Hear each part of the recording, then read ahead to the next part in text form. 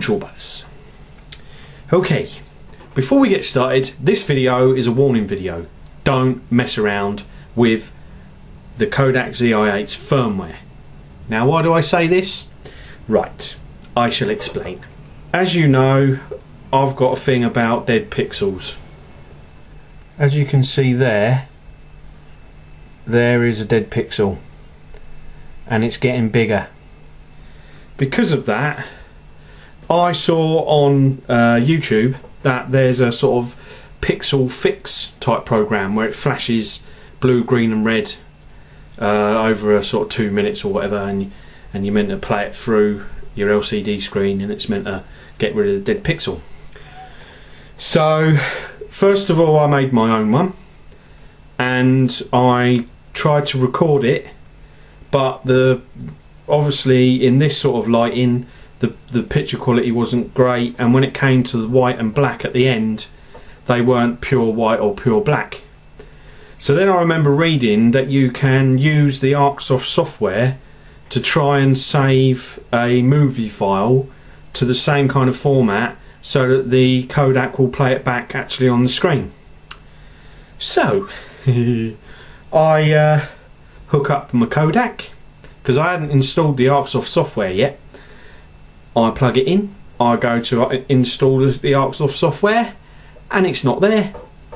I click on what calls the C drive, and it doesn't recognise it. It won't open it. So then I think, well, that's okay. I shall just rerun the 1.06 firmware, and that should sort it out. So I put the system folders on there, and I put for it to upgrade, and it don't. Then I'm thinking, right, what do I do now? After umming and ahhing, especially after the last video that I've just done telling everyone not to do anything with the firmware, I then think to myself, right, well, maybe if I install one of the previous firmwares, it might update the Arcsoft software. So I put in 1.05, or try to. No difference. 1.03, no difference. So then I'm thinking, well, what do I do now? So then I thought, well, the onboard folder, the onboard memory, is when you go into the test function menu, it says reset and format. So I click on that, and then it says internal A, SD, and clear calibration information and format A. So I try the internal A, doesn't make a difference. So then I think, well, maybe the clear calib means that that clears out the the old software, so you can put new software in. So I go on it and click it. When I go on it and click it, it basically does that. It changes the defective pixel, white calibration, gyro calibration to white instead of green. So there you go.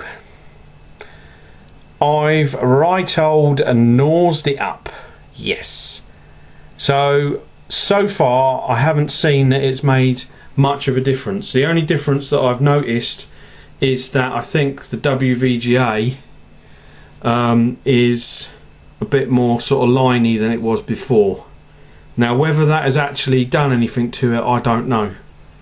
But basically what I've done is I've changed the settings in the firmware test function bit, and it's white instead of green, and I have got no idea how to fix it.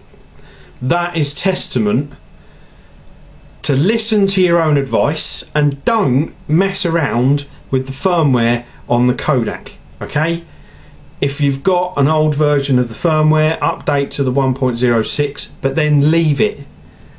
If the Arcsoft software doesn't work, then contact Kodak and ask them about it. Don't try and do it on your own, because like what I've just done, I tried to fix one problem and caused another. So there you go. I've right old blinking, I don't know whether I've nosed this up or not. And the thing is, because it's free, I don't think it's right for me to harass Kodak about it, because they've been so good to me and giving me this. And you know, I wasn't going to say anything about dead pixel, because I thought, you know, they don't want to hear about me going on about dead pixels again on the 5th Kodak.